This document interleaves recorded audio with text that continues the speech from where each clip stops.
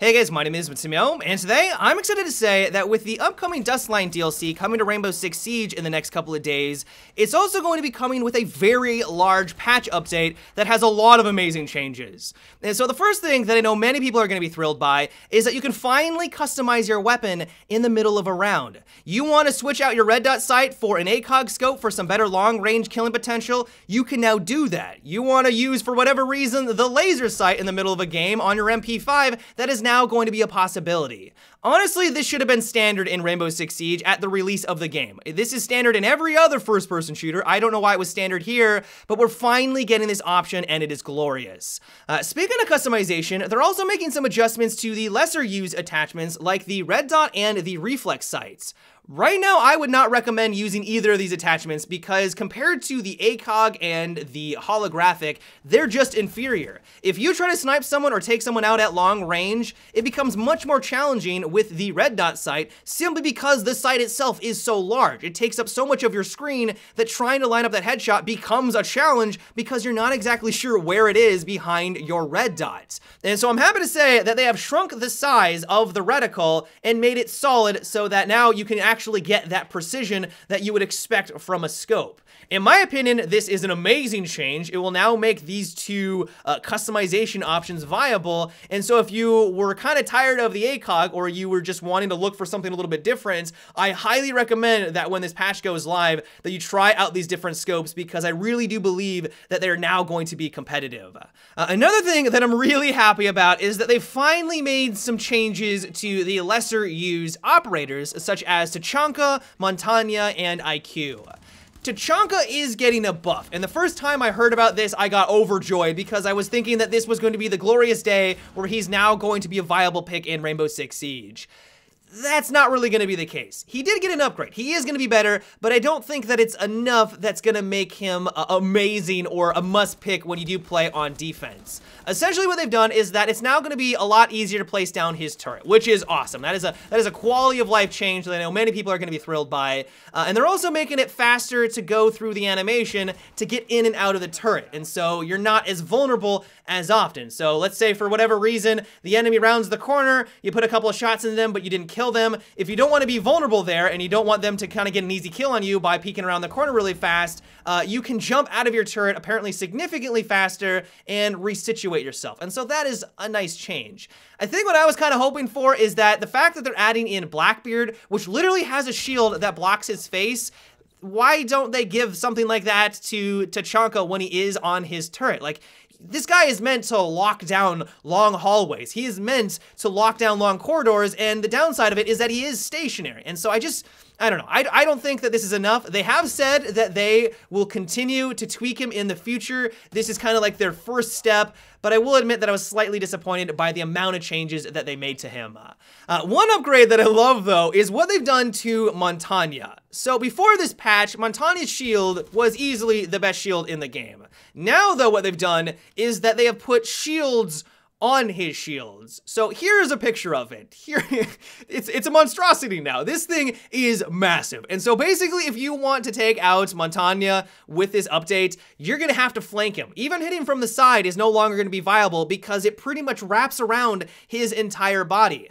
I don't know if this is gonna make him a competitive pick on every team, but if you want to play that supportive role and you want to figure out where the enemy is located by literally putting yourself on the objective with your body, Montanya is now going to be a much more viable option.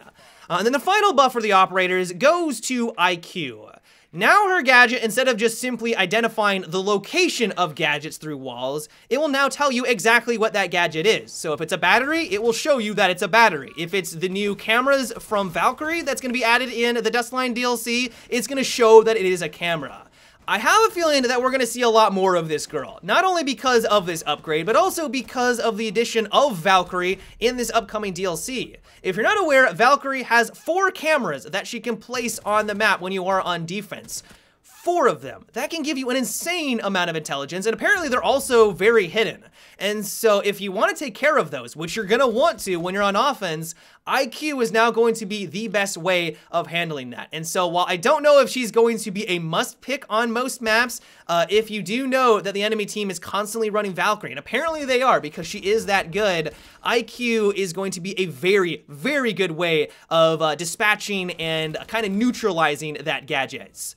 One thing that some people might be disappointed by with this patch, though, is that they're removing the frag grenades from Thermite and now giving him flashbangs and giving the frags to Buck. Now, I know this sounds kind of odd. Why in the world would they make this change so long after the release? But I think it comes down to a couple of factors. First, Thermite is amazing. He's almost a must pick on offense all the time. If you don't have a Thermite, you're probably putting your team at a disadvantage. And so by giving him frag grenades, which is arguably one of the best gadgets that you can have as an operator, seems like they're trying to reduce his power a little bit. Not only that, but I also think that they were trying to make sure that he's not a one-man wrecking crew when it comes to opening up walls. There really isn't a lot of reason to run as Thatcher or play as Twitch in some situations because Thermite could do all of the work by himself. If you knew that there was a jammer behind a wall, instead of relying on Thatcher, you could just throw your grenade through the little drone slit and take it out by yourself. And so there really wasn't any reason to have that teamwork going on. And so I think it's for those two reasons why they made the nerf. On the other side of the coin, though, this is just a happy day for Buck. I have fallen in love with Buck ever since they increased the destructibility of his shotgun, and now this is just going to be the cherry on top. He is now going to be one of the coolest operators on offense, in my opinion, not only because of his ability and his versatility to move around the map and open up holes, but now he's going to have frag grenades. Yeah, he is going to be a tantalizing choice, and I cannot wait for this update, at least with regard to Buck. And then finally, they've added in loads of new customization options, like helmets for your characters, which they've never had before, and also charms for your guns.